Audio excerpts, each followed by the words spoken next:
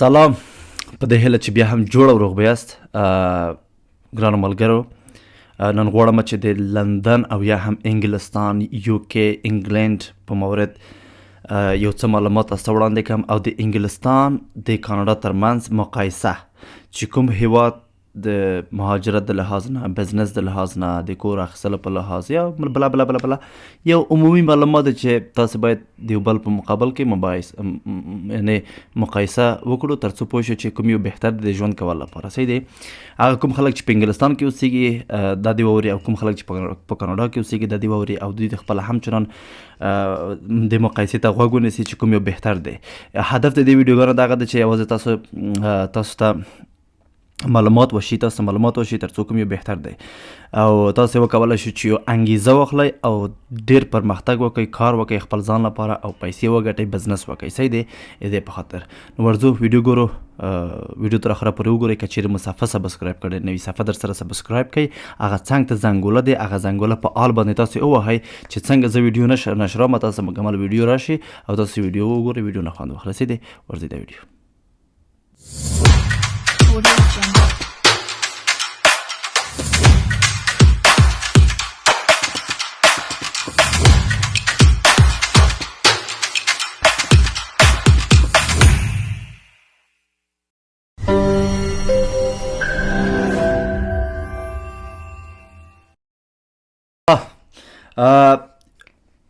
زه معلومات اکثریت وخت لیکم الله ما زاید جوړ نشو. زه کوشش کوم چې ځان ته استودیو چې جوړ نه کړم، ډېر مشکل دی والا چې مشکل دی.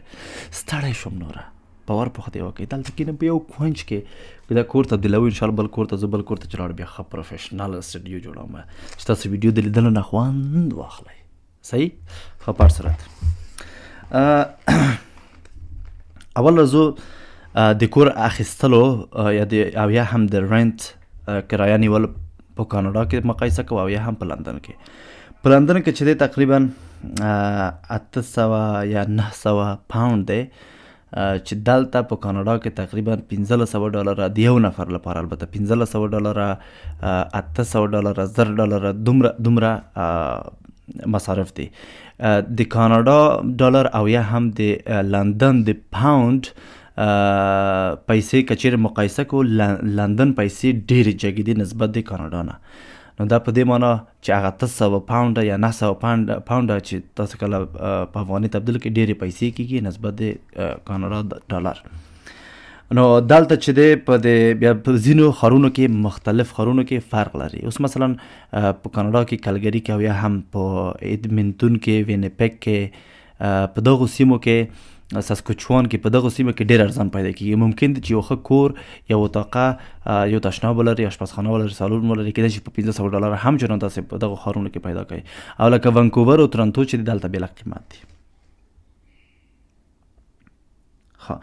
د کلني درآمد مکمل کله چې تاسو په کال کې پیسې ګټئ که نه، هغه 80% تقریبا تاسو په دغه کرایو مصارف ورکوئ. 40% تاسو پاتې کېږي.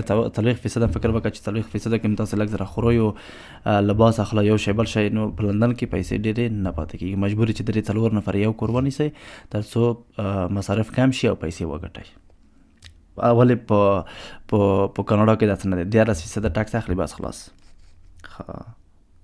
د لندن چې دی د غربي اروپا په مربوط کې، د غرب، البته د اروپا په غرب کې لندن پروت دی. جمعیت چې دی 65 میلیونه جمعیت لري او کاناډا چې دی 38 میلیونه جمعیت لري. 16 3 کاله مخکې فکر کوم تقریبا په 3 کالو کې 2 میلیونه نور نفوس هم ډېر شوی دی، خلک راوستلی دي. اوس 38 میلیونه نفوس لري او د 1% مسیحي لري لندن. نور ما ډېر معلومات نه دي وانخیستل، ډېر زیات معلومات ول همدغه لنډ معلومات اخلم کوم چې مهم دي، ځکه چې ډېر معلومات که واخلم هغه ضرور نه دی لکه کتاب چلوالی څه پکار. تاسو کله چې کور اخلئ په لندن کې، نوی کور هم نه دی، البته د کور هغه مساحت او د کور هغه اوږدوالی هغه ډېر اوږدوالی او یا هم غټوب په لندن کې ډېر نه دی، مطلب کوچني کوچني کورونه دي او هغه هم زوړ، ځکه چې لندن یو باستاني او یا هم تاریخي هیواد دی چې دوی نه غواړي چې خپل هغه ودانۍ، هغه تاریخي ودانۍ دوی ړنګ کړي او په ځای نوي ودانۍ جوړې کړي. هغې په خاطر تاسو چې کله کور نیسئ اکثریت کورونه مکمل زوړه کورونه دي او د کورو اخیستلو څخه او د کورو نیولو څخه خوند نه اخلئ. ولې په کاناډا کې مکمل نوي دي، نوي سوچه دي کاغذ پیچ، دلته مکمل نوي دي. جرم د کاناډا نه کې خو یخې سړی تباه و بربادوي. رایټ.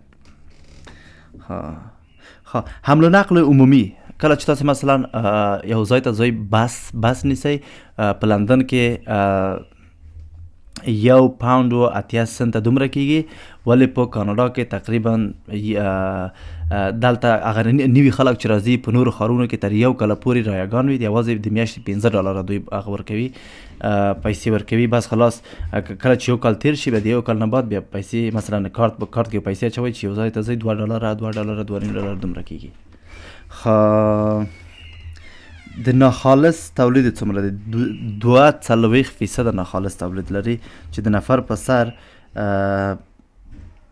42,000 نه هغه ناخالص تولید چې دی کنه ټول هیواد ځان ته ناخالص تولید لري، هغه ناخالص تولید چې دی د نفر په سر تقریبا 42,000 د کال تخمین شوي دي. د بیکاری نرخ چې دی په 2020 او په 2022 کال کې 1.0 و، یعنی 1% بیکاری و، ټول خلک مصروف ول. هغه بیکار هم نه پیږم هغه کوم لنډغر به بیکاری په هغه کې په لندن کې خدای ویلی و چې هغه بیکار پاتې شي. په هر صورت ولې په کاناډا کې شکر الحمدلله کار شته. په دې شرایطو کې دغه اوس مهال لږ زره سلو شوی دی، هغه هم نفوس ډېر شوی دی. په هر صورت خو پاسپورت څه وخت ورکوي په لندن کې چې دی تقریبا 15 کاله بعد تاسو ته دایمي ویزا درکوي. هغلته لکه PR په کاناډا کې، ګرین کارت په امریکا کې داسې یو کارت نه لري، دایمي ویزا درکوي. کله چې تاسو ته 15 کاله بعد دایمي ویزا درکړه، 15 کالو نه بعد 2 کاله نور هم تیریږي تر څو تاسو پاسپورت واخلئ، یعنی 7 کاله بعد تاسو په لندن کې پاسپورت اخلئ. ولې په کاناډا کې چې څنګه تاسو رسمي راشئ په 2 هفتو کې تقریبا په 1 میاشت کې PR درکوي، په 3 کاله بعد تاسو ته پاسپورت درکوي. Love you Canada. I love Canada. Wow.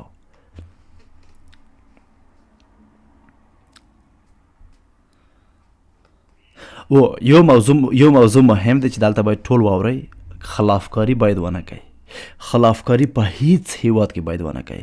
که چیرې مو خلافکاری وکړه پاسپورت همدومره ځنډېږي، ولاکه پاسپورت بیا په 6 کالو کې ومخلئ. که خلافکاری و خرابي مو کړی و، پاک صفا کیس مو چې پاک صفا وي تر اخره پورې هېڅ چې کیس ونه لرئ پاسپورت تاسو درکوي. د UK پاسپورت باندې تقریبا 180 کشورو ته تاسو تللی شئ، یا ویزا یا بدون د ویزا، مشکل نه لري. اروپایي هیوادونو ته مکمل ځئ، خپل هیواد مو د خپل کور مو دی لکه کوټسنګي و چوک ته چې ځئ. ولې نورو هیوادونو ته ځینې هیوادونو ته پاسپورت ویزا غواړي، ځینې هیوادونو ته یې نه غواړي. کاناډا چې دی کاناډا همدغسې 180 تقریبا بې ویزې، څو هیوادونه د بې ویزې تللی شي او څو هیوادونه دي چې ویزا واخلئ، دغسې فرق لري. هر هیواد دغسې ځان ته فرق لري. د بیمې درمانی په عموم کې په لندن کې همچنان مجاني دي یا هم فری دي په اکثریت وخت کې، او په کاناډا کې همچنان. مثلا کاناډا کې ټول ټیسټونه دي فری دي، دوا د رایګان دي، ځینې مخصوص دواګانې دي چې هغه رایګانه دي، نور رایګان دي. ځینې وخت ځینې دوا سړی اخلي فیشن لپاره چې مثلا خپل پیسې جوړوي و نه پیږم سترګې داسې کوي و وریځې داسې کوي، هغه خدای ته وګوره، قرآن ته وګوره، هغه مکمل هغه آرایش دی، هغه ته خو پیسې غواړي. کله چې ته وجود د درد وکړي، لاس د درد وکړي، مټ د درد وکړي، هغې نه وروسته پیسې نه اخلي. صدقه مشه. پاتې شو د دانشګاه ته چې تاسو ثبت نام کوئ په دانشګاه کې لندن کې همچنان تاسو سره مرسته کیږي، او په کاناډا کې همچنان تاسو سره مرسته کیږي. صدقه مشه. سر مو خلاص شو.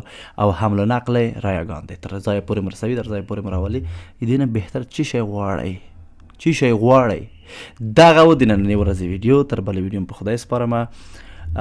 که په دې ویډیو کې ځینې تصورونه سوال پیښ شو، ډېر موضوعات جدي ما نیسئ، یو ځل ریسرچ وکړئ. زه پوهېږم چې تاسې جدي نیسئ ځینې موضوعات، افغانان یو که نه، هر چا په شخصیت کې کار لرو، خو تاسې کار ما لرئ. صحیح دی، صدقه مشم. دغه و د نننۍ ورځې معلومات. تر بیا مو په خدای سپارم، کوشش وکړئ، تلاش وکړئ، انشاءالله زده یې کوئ، یو څه زده کوئ. صحیح دی، تصمیم ونیسئ. او بیا بله مهمه خبره دغه ده چې کله چې تاسې د لندن پاسپورت تاسې ولرئ که نه، او یا هم د لندن ویزه، تاسې په اسانۍ سره دلته په کاناډا کې ژوند کولی شئ، ځکه چې کاناډا د لندن تر مستعمرې خو نشي ویلی، ولې د لندن د امر لاندې دی. کله چې زموږ ډالر وګورئ د لندن د کاناډا، ستاسو د ملکې الیزابت عکس په هغې باندې شته. نه دا په دې معنا ده چې لندن ته ډېر ارزښت ورکوي. صدقه مشم. تر بلې ویډیو مو په خدای سپارم. که غواړئ چې همدغسې معلومات نشر کړم په کومنټ کې ولیکئ، زه په خدمت کې یم. صحیح دی. بل کوم هیواد تاسو غواړئ چې زه مقایسه کړم د کاناډا سره، همداسې په هیوادونو ګرځوم. صحیح دی، چې کله پروفیشنل شي بیا هغې نه پروفیشنل مخ ته ځو. اوس ما څېرې ته وګورئ، بل ویډیو ته وګورئ. بای بای.